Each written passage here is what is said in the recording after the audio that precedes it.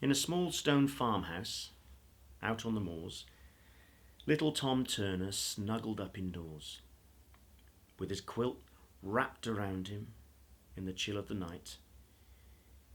He sat by his window beneath the soft moonlight.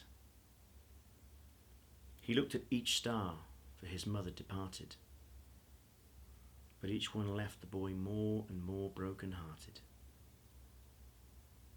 1 year had passed since his mother had died, and each night he looked to the night sky and cried.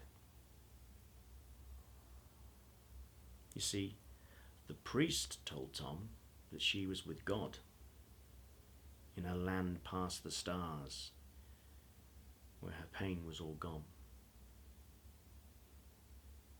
So, with his loving father, out on the moors he stayed, where the sheep gently grazed and the little lambs played. One night, after tea and a hug from his dad, who said, "Come on, Tom, up the wooden hill, lad," he put on his blue pyjamas and his red dressing gown. He brushed his teeth to a foam, went to his room and sat down. He pulled the quilt from his bed and sat looking outside to the stars where he hoped his mother might reside. His eyes felt heavy with sadness and grief when from somewhere came a moment's relief. Tom slipped out of his quilt and put on his coat, put pen to paper and left his father a note. "I've gone to find Mother up in the stars, and when I find her, I'll bring her back home to ours." He unlatched the window and climbed up the drain, up onto the roof, and then looked up again. He reached for a star, but it was too far away, so he climbed onto the chimney where the wind made him sway. Then, holding his breath and closing his eyes, he leapt from the chimney into the clear skies. He jumped up so high that the house slipped from view, and he landed on a star within reach of the moon.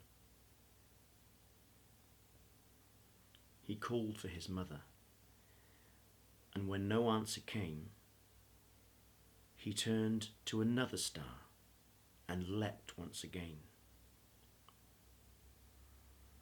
Tom hopscotched the night sky from one side to the other, listening for the familiar calls of his mother.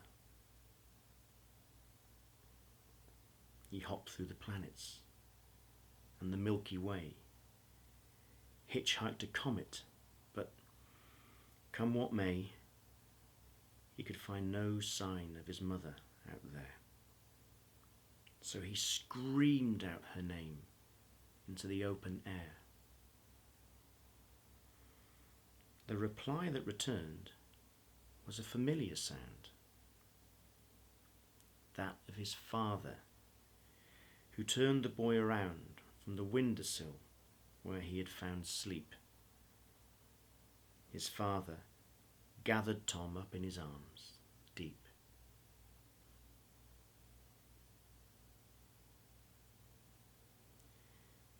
Held by his father, Tom cried and confessed. "I couldn't find her, Dad. I did my very best. I leapt all through the stars, all over the place, and all that I could see was space. She must be somewhere too far to fly. I don't think I'll find her. however hard I try. Dad kissed his head and pulled Tom in slow. Nonsense, he said. She's closer than you know. He pointed to his heart and tapped at his head. She's not in the stars. She's in here instead. Tom gave a smile and then fell back to sleep in the arms of his father, deep, deep, deep